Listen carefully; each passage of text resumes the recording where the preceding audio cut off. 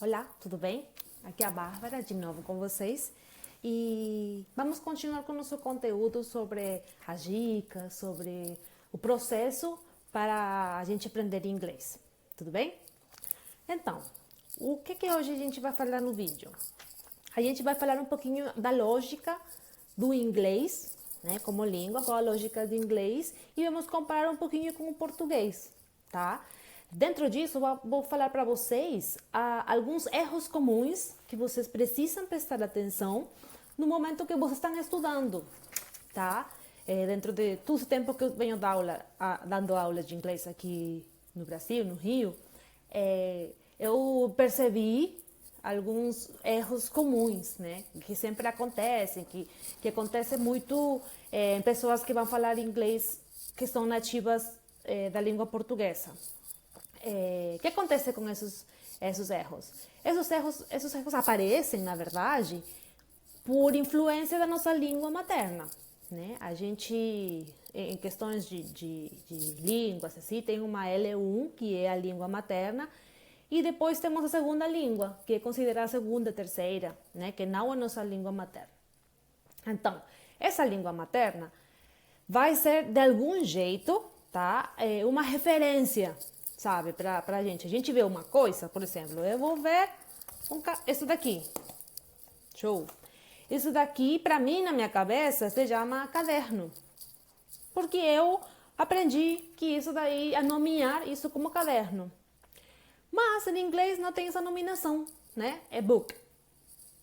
Então, quando a gente, especialmente quando fica nesses momentos que estamos, já deve ter acontecido para vocês, né? Que está fluindo em inglês, né? Já para as pessoas que já falam um pouco e de pronto não tem uma palavra. Muitas pessoas param, bloqueiam, e algumas outras, por exemplo, utilizam a língua materna referência para tentar dar uma modificada e que seja inglês. Isso é muito válido porque é a referência da língua materna que envolve na tentativa da nossa comunicação. Eu estou aqui 6 anos no Brasil e mesmo quando eu vou falar espanhol, às vezes sai um pouquinho de portunhol, tem momentos que em vez de sair português limpo, aliás, deve ter saído alguma parte do vídeo também isso. Falo um portunhol, falo um espanhol. Por quê? Porque é a minha língua materna e é a questão que eu tenho, é a parte que eu tenho referência para me comunicar.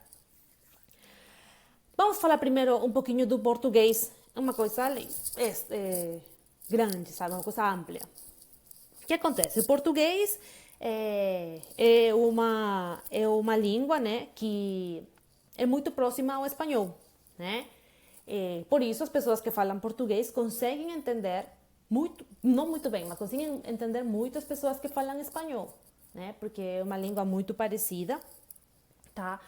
Mas tem um detalhe: as pessoas que falamos espanhol não conseguimos entender muito bem as pessoas que falam português. Entendeu? Tipo, a pessoa que fala português entende a pessoa que fala espanhol. Mas quem fala espanhol não consegue entender muito bem a pessoa que fala português. Vocês acham, têm uma ideia por quê? Bom, existe dentro das línguas, quando a gente fala, existe uma coisa que se chama fonética, né? Que são os sons que a gente emite quando vai falar uma palavra, que envolve muito o ritmo e tudo isso. Então, no português, existem fonéticas que não existem no espanhol. Certo? Esse é o motivo principal pelo qual a gente que tem a língua materna espanhol não consegue entender muito português. E também é um motivo que não deixa a gente nos fazer entender, né? E fica um sotaque muito carregado. Por quê? Porque a gente não tem esses sons, a gente não cria essa prática, os sons nasais que tem o português, tá? Não utilizamos isso. Nós tem na fonética do espanhol. Tem alguns sim, mas não tem tão forte como tem o português, né? E é isso o motivo pelo qual que a gente não consegue entender bem. O que acontece com o inglês? Com o inglês acontece uma coisa muito parecida. Vocês já ouviram um americano tentar falar português? Eles falam meio né? Estou imitando para que fique um pouquinho mais claro. É porque eles utilizam a fonética que eles têm para tentar se comunicar em português, para falar em português. Então, eles têm a referência do inglês, essa memória de fonética, esse exemplo de fonética para se comunicar no português. Então, o mesmo acontece com as pessoas que são nativas com o português quando vão falar inglês. A fonética nasal fica muito forte, né? E não só nasal, tem outros tipos de fonéticas naturais para as pessoas que falam português que talvez vá atrapalhar um pouquinho na compreensão da fala, certo? Então, a gente vai falar um pouquinho de alguns detalhes sobre isso, sobre como funciona o inglês, o simples que é, mas para vocês talvez não possa ser, neste vídeo daqui, tá? Então, continuando com a fonética, é isso que acontece. Quando você fala português, coloque sua mão aqui.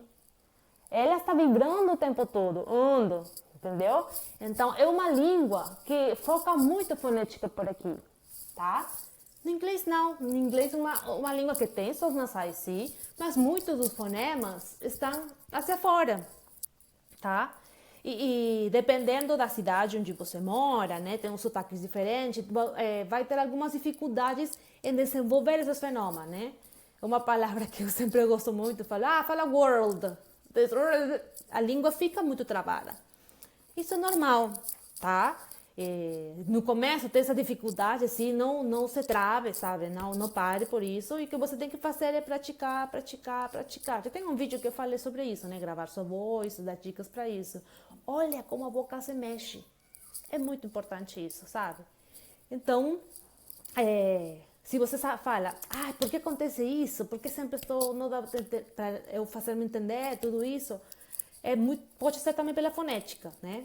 A gente tem que saber o peso da fonética e da carga que a gente tem em relação à nossa língua materna, certo?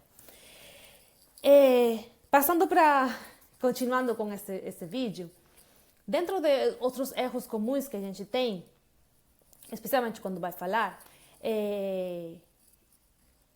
tem algumas palavras que terminam em consoante que quando as pessoas nativas da língua portuguesa sempre adicionam uma vogal, tá? Por exemplo, drink, que é uma bebida. Eu vi muitas vezes, vocês devem saber, que é o drink. A primeira vez que eu cheguei aqui, eu não entendia o que era drink, quando é verdade uma palavra em inglês, drink, tá? Então, esse adicionar essa vogal no final pode atrapalhar sua compreensão, tá? Então, preste atenção no som, especialmente de algumas palavras que terminam em consoante, tá? Porque é uma tendência natural da fonética das pessoas que têm a língua materna portuguesa adicionar uma vogal. Dat termina em T. E eu já ouvi muito dat, drink, né? Que são palavras, tem várias palavras que terminam em consoante, e a gente tem a tendência de adicionar uma I, big, quando a verdade é big, sabe? Então imagina a diferença de uma pronúncia com a outra, assim, não dá para entender. Então, começa a se policiar muito, a ser muito enfático e prestar atenção nesses pequenos erros, né? Para você não cometê-los e não atrapalhar sua comunicação, tá? Isso de que vocês adicionam uma vogal é muito comum, é frequente. Show? O próximo que temos, vamos falar um pouquinho de gramática, tá? A gramática portuguesa é muito complexa. Tem muitos tempos verbais. Vocês falam... Sua carga da gramática portuguesa é gigantesca, sabe? Vocês têm tudo... Eu sempre falo para meus alunos, vocês têm um cérebro que é sensacional, porque vocês têm conjugações, tem tudo, e isso acontece. Sabe? Passa, vocês falam, sai, e é uma coisa muito harmoniosa. No inglês, não. A gramática, ao que vocês não acreditem, é muito simples, sabe? E não só a gramática, a estrutura da frase. No português, tem às vezes que o sujeito é tácito, sabe? Não precisa ser mencionado, sabe, para fazer a frase, porque a conexão dessa frase já tem o contexto anterior, então você não precisa repetir, sabe? Ou quem fez as coisas também não precisam estar aí óbvios, não precisam estar presentes. No inglês, a maioria de vezes precisa. E se não sou sujeito, tem alguém que identifica isso, tá? Então, se você está aprendendo agora, nesse momento, está começando a aprender inglês, eu peço, por favor, que você comece fazendo frases completas. Ela vai para uma casa. She go to the supermarket. She work at the office. She is Mary. Repete. Sujeto, verbo, complemento. Fez uma redação em cada frase. Procura sujeito, verbo, complemento. Sujeito, verbo, complemento. Vai ajudar muito que outra pessoa consiga ler e entender. Sabe? Sujeito, verbo e complemento. Eu estou repetindo muito o sujeito, o mesmo nome. Para o começo, tá tudo bem. É melhor você colocar sujeito, verbo, complemento em todas as frases, tá? A não colocá-los, porque se você não escreve o sujeito, a frase completa, às vezes a gente, ela entregou isso. Para quem? Ela cozinhou. Para quem? Sabe? Em inglês é alguém faz alguma coisa para outra ou alguém faz alguma coisa. Tipo, tem uma pessoa que faz a ação e o complemento da ação. O quê? Quem? Ação? O quê? O quê? Ação? Para onde? Sempre tem que estar esses três elementos. Tá? Especialmente se está começando, faça isso. E quem já está a níveis um pouquinho mais avançados, lembra sempre das palavras que substituem o sujeito ou o complemento, né? Que tem aí os pronomes, tem os relative pronouns, tem os objetos direto, indireto, mas sempre tem uma coisa que vai substituir eles, tá? Então, presta atenção nisso, por favor, vai te servir muito bem. Então, essa é outra lógica, por exemplo, entre o inglês e o português, né? Que português, às vezes, não precisa estar presente o sujeito ou o complemento, mas, e você consegue se explicar, consegue se fazer entender. No inglês, não. Muitas vezes tem que estar sim, tá? E, por exemplo, outra coisa que também é um erro comum das pessoas que falam português e falam inglês. A estrutura da frase em questão de pergunta, quando você vai fazer uma estrutura de uma pergunta. No português, a gente continua a mesma estrutura e coloca a entonação. Né? Ou no final, né? Não é mesmo? Sabe? Isso existe no inglês falado e também no escrito. No inglês, não. Tem uma estrutura diferente, é uma nova estrutura, é outra ordem da frase, da pergunta, no caso. Né? Então, além da entonação, que também é diferente, do mesmo jeito que no português, no inglês a gramática das perguntas tem uma área que é invertida, ou se adiciona um auxiliar, sabe? Então, você presta atenção sempre que vai fazer uma pergunta, sabe? Vou fazer uma pergunta. Vai parecer chato, mas é muito bom que você, no começo, pare, pense, reflita, faça sua reflexão, organize a ideia e fale. Nossa, Bárbara, isso demora muito. Está começando, está tudo bem, não tem problema você demorar muito. Você pratica isso várias vezes e depois vai acontecer. Beleza? Então, quando você vai fazer uma pergunta, caraca, é uma pergunta, ok. É uma pergunta, estou utilizando o verbo to be, estou utilizando outro verbo. Estou utilizando o verbo to be, então começa com o verbo, sabe? Na frase normal é sujeito, verbo, complemento. Na pergunta, se vamos utilizar um verbo to be, é verbo to be, sujeito e complemento. Mudou. Se não tem verbo to be, tem um auxiliar, um sujeito, o verbo e o complemento. Então, preste atenção muito quando você vai fazer perguntas, porque a ordem da gramática é diferente. E a influência do português dentro disso, muitas vezes vejo que as pessoas colocam uma afirmação e um question mark no final. Aí falam, gente, isso é uma pergunta ou é uma afirmação? Sabe? Fica no ar um pouquinho. Beleza? Outro erro muito comum é no português, quando a gente muitas vezes vai descrever algum lugar, vai falar descrições, né? Existe um verbo que é muito bem colocado, né? Que é o verbo haver, né? No quarto há um quadro, um computador, uma lâmpada, né? Mas a gente muitas vezes, pela parte da prática, a parte coloquial da língua, utiliza o verbo ter, né? No quarto tem um quadro, tem uma lâmpada, tem um computador, tem. E utilizamos no português o verbo ter para possessão e descrição, tá? No inglês, o verbo ter é só para possessão. Quando você vai falar de uma pertença que é seu, sabe? Eu tenho um carro, eu possuo um carro, sabe? Quando a gente vai descrever, a gente utiliza o there is e o there are.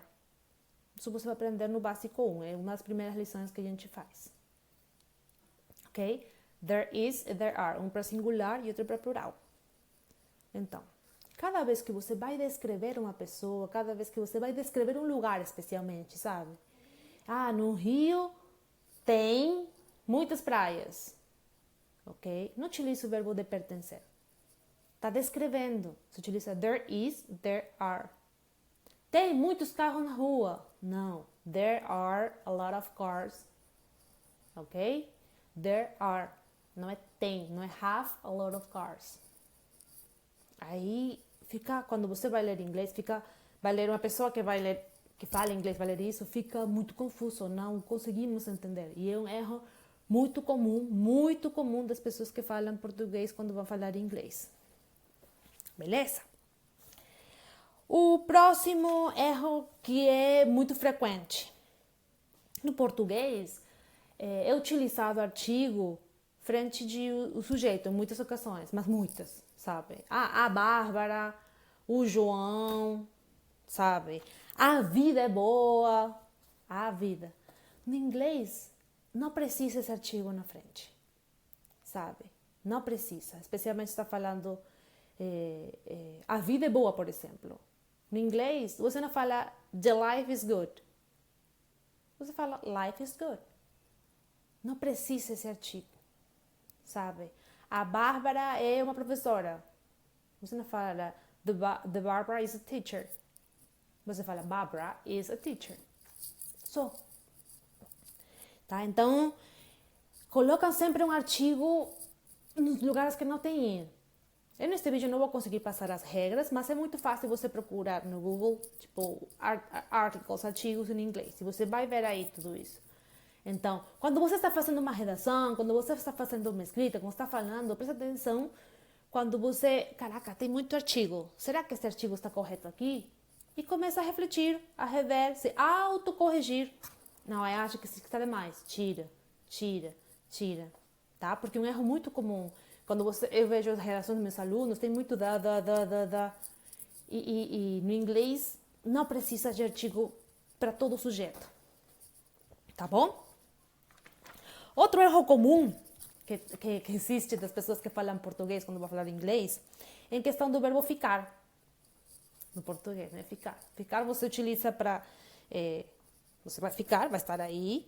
E também quando você muda de estado. Né? Tipo, eu estou feliz, vou ficar chateado, vou ficar triste, vou ficar... Tá? No inglês, o ficar tem dois verbos. Tem o verbo stay, né? Que é o ficar mesmo. E tem o verbo become, que é quando você vai mudar de estado de ânimo. Ok? Então, presta atenção, o stay utilizam muito... Eu vejo quando as pessoas escrevem, mistura muito isso daí, do verbo ficar, do fato de você ficar, e outro de become, quando você vai virar ou vai mudar o estado de ânimo, vai mudar alguma coisa. Beleza? Então, presta atenção, quando tem stay, tipo, é stay mesmo? E começa a reavaliar sua frase. Tem outro detalhe que também confundem muito. No inglês, tem um porquê para a pergunta e um porquê para a resposta, tá? No português também tem como 5 porquês, né? Com separado, children, terceiro, circunflexo. Mas no inglês, os dois porquês são diferentes, tá? E são mais simples ainda para lembrar e utilizar. O porquê de pergunta é why. E o porquê de resposta é because. tá? Tem um porquê de pergunta e um porquê de resposta. Acabou. É um erro comum que também escuto nas pessoas, tá? Vejo também. E o último, mas não mais importante, tem outros mais. Em algum momento eu vou passar para vocês os outros erros, mas acho que esses são os mais comuns. No português, quando vamos responder sim ou não, a gente utiliza muito a conjugação do verbo, né? Você vai para a festa? Vou.